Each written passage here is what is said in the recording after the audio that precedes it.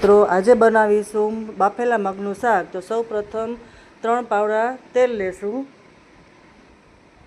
પછી તેમાં થોડીક રાઈ નાખશું,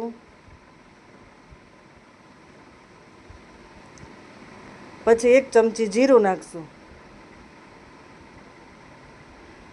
પછી તેમાં 1 ચમચી હિંગ નાખશું,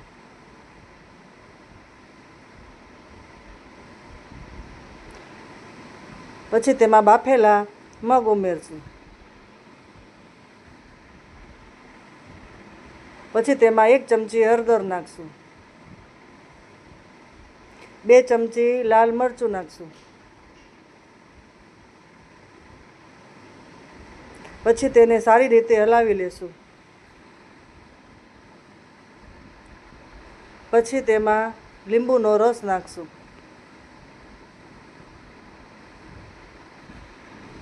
પછી તેમાં ધાણા ભાજી નાખશું। આ રીતે છે બાફેલા મગનું શાક।